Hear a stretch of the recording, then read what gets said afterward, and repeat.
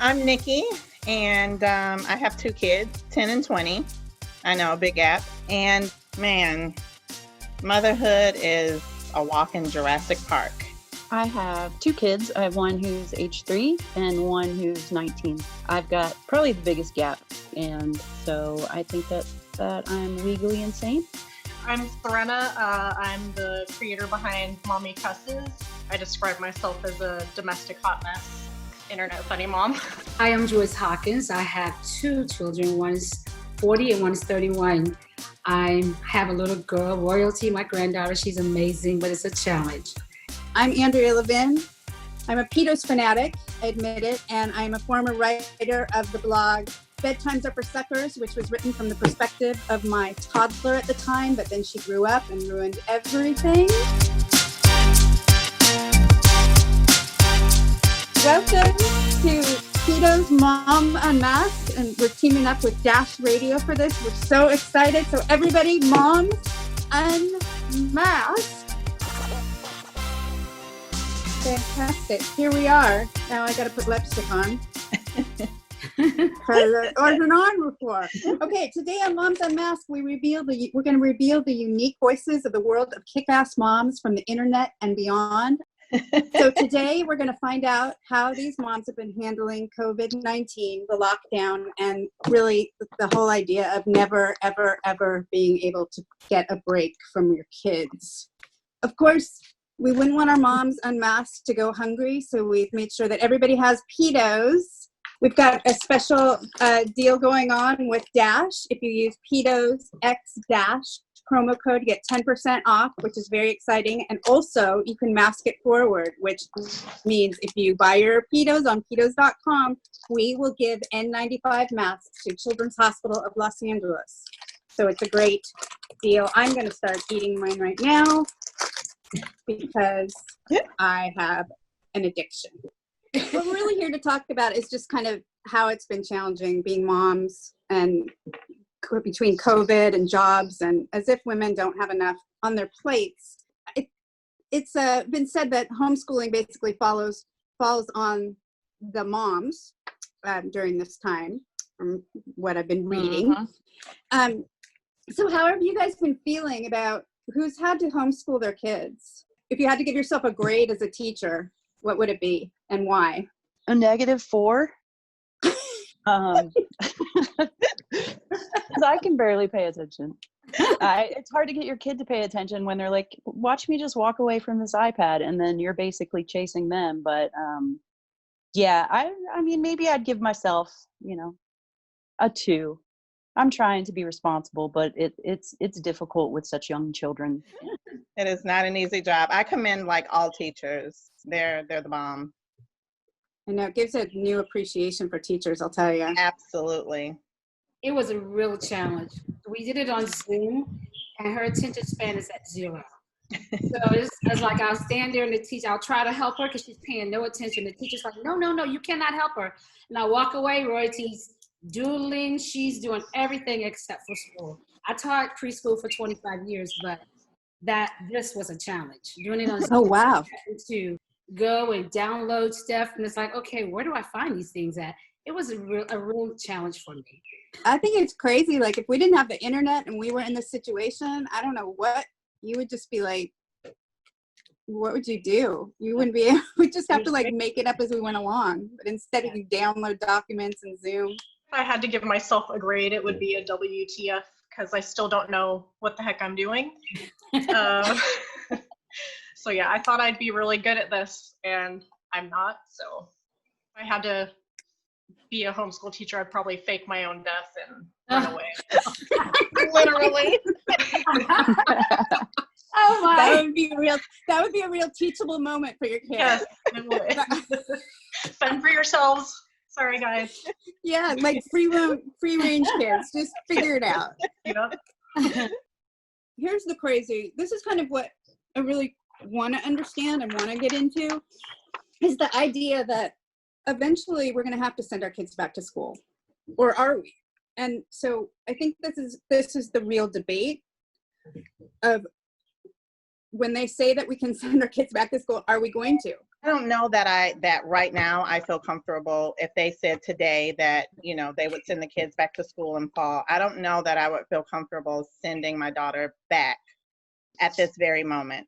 If nothing changes between now and August 5th, which is when school starts here, Mm-hmm. I think I'll just have lots of alcohol and PeaTos on hand and, suck it up and homeschool, all over again, because I wouldn't be comfortable. You wouldn't send her. No, I wouldn't, honestly. Have you seen those videos of like the kids in Japan going to school where I don't know if it's China or Japan, where they have like these stations that they go to where they disinfect them and they put them through all of these, different stations. But I don't know if we can do that here. Probably think about what they are implementing at school, and if it's more traumatizing for them than it's beneficial.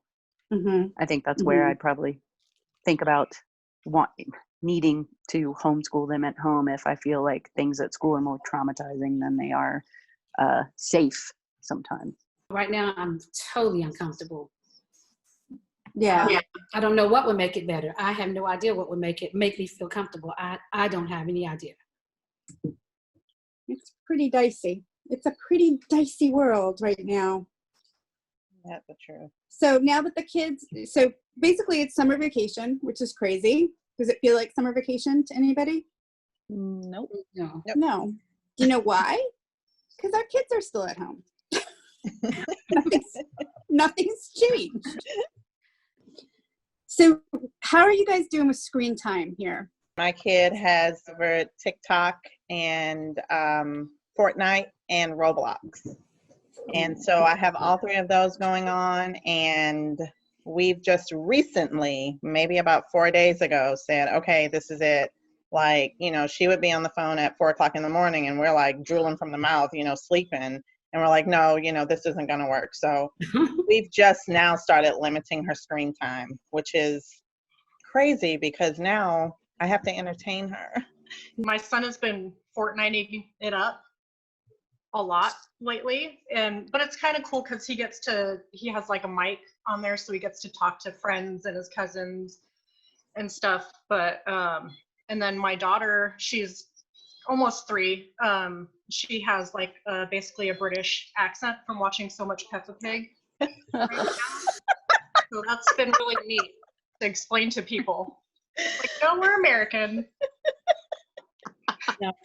So just so happened, I was dancing in the background, didn't know what she was doing. And Chris got a hold of the video and posted me. I was so embarrassed. I'm like, why would you do that? He said, what do Mama think she's doing? I'm like, nothing. I have my crazy hair, no makeup, and she has me online. I'm TikToking, and the craziest thing ever. I laughed, but I was so sad. Everybody was texting me, Joyce, what are you doing? I'm like, oh my God, I'm so embarrassed. I went can't viral, wait to and it was see like that. 2 million likes. I'm like, no, don't do this to me. It's going to be 2,000,001 when I see Then it. I got 20,000 followers after the fact. She TikToks everything out. She loves TikTok. First of all, like, do as I say, not as I do. Like, we are constantly on our screens. I know I am. I'm a writer. I am constantly on my screens, and then and I get all my news from screens. Like, we all read the newspaper on our screens at this point, right? So then we're like turning around and telling them that they can't be on their screen. My teenager tries to tell me that I'm on my screen more than he is. And I told him, you're sitting over there hours a day, you're not getting paid, but I'm getting paid. I'm going to Zoom meetings and I'm doing things, not necessarily on Instagram and social media sites, but just in my work in general, having to work through screen time. So that's what it's happening. When you start getting paid, then you can talk smack to me. That makes sense. Rachel has a remedy for me. She goes and hides my phone. I'm like, where is my phone? And she's like, I don't know, Mimi. You always on it and you don't know where it is? I'm like, Royalty. She hides it in the closet. She hides it everywhere. I'm like looking for my phone all the time because she just wants me to pay attention to her. She said, get off your phone. And I'm like, you hid my phone again? But yeah, that's her remedy for me. My fiance, he's the same way. He's like, you're always on your phone. And I'm like, well, I kind of work through my phone. So I kind of have to be on my phone, in order to work. And it's a constant argument here. They know that I work through my phone, but it's still an issue because I'm like, I am literally kind of always glued to my phone, but it's because I do contribute to the household with that phone. Like you say, I'm not breaking bricks or building fortresses and cities, Mm-hmm. I got bills to pay, so. Right. Yeah, that's been a hard one because as a work at home mom, my son, he yells at me all the time for being on my phone, but I'm like, your dad, he gets to leave the house and have designated time to work, but I'm here, so Mm-hmm. surrounded by y'all.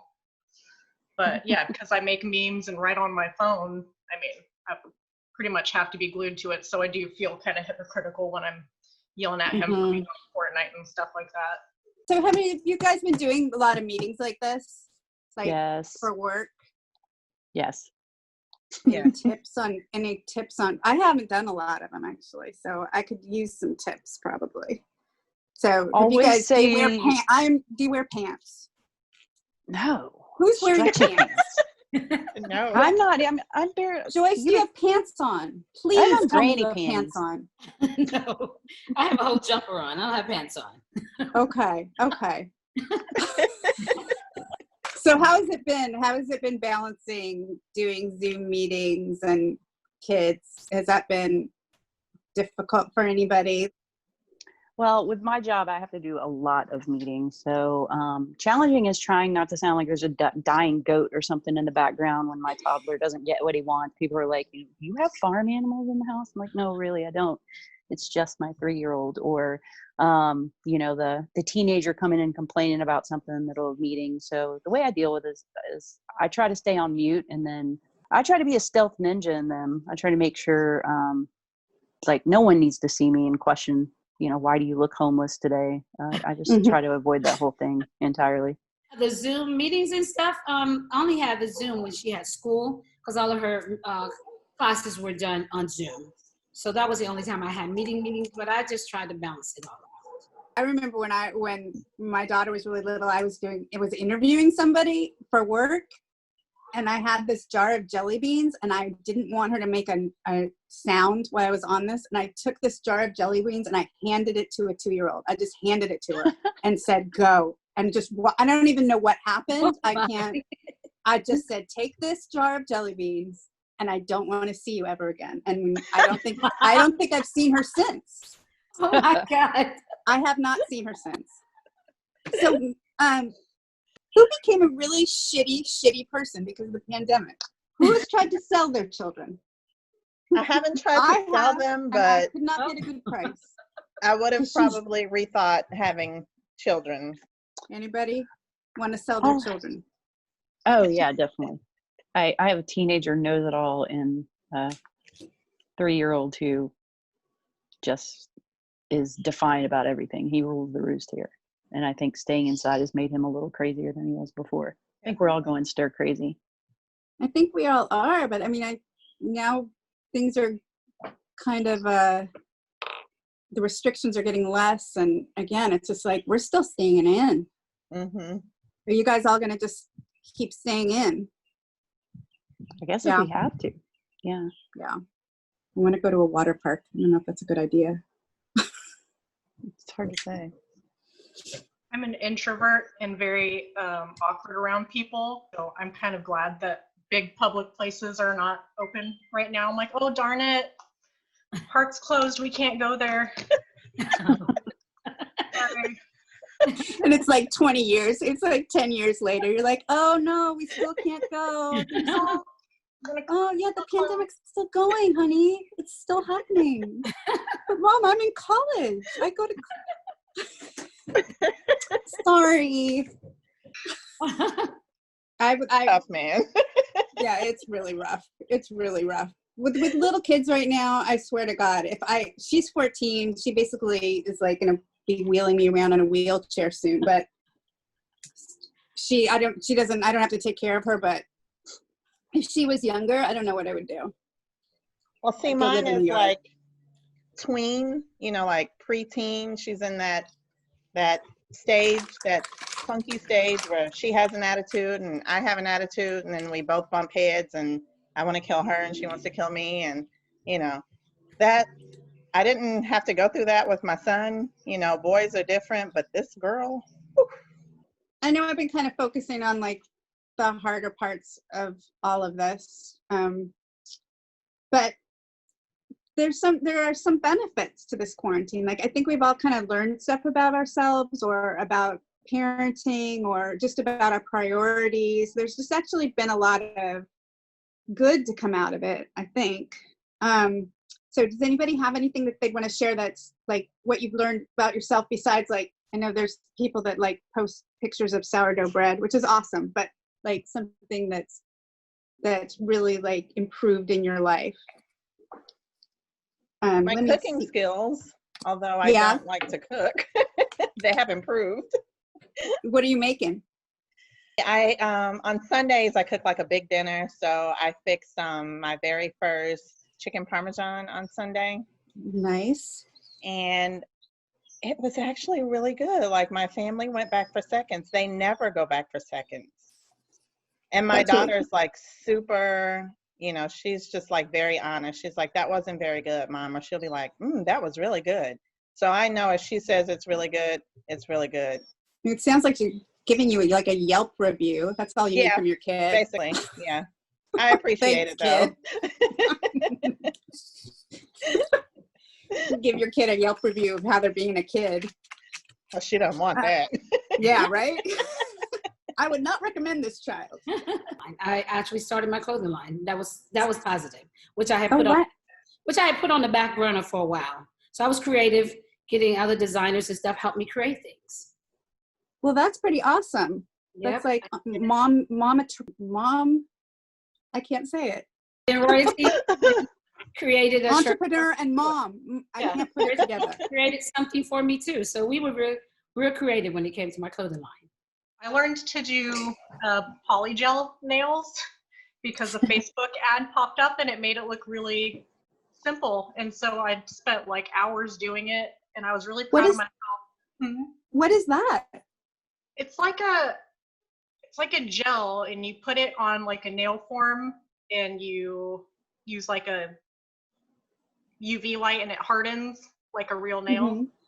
Anyways, I was really proud of myself, and I posted a picture of it on Instagram, and one of my followers said it looked like I put like smushed up Tootsie Rolls on my fingernails. I was like, thank you for that. Awesome. But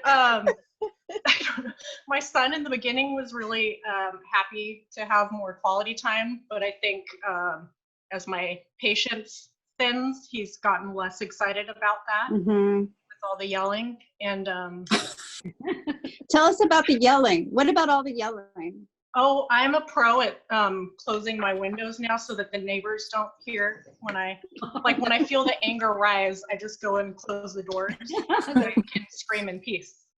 That's very smart.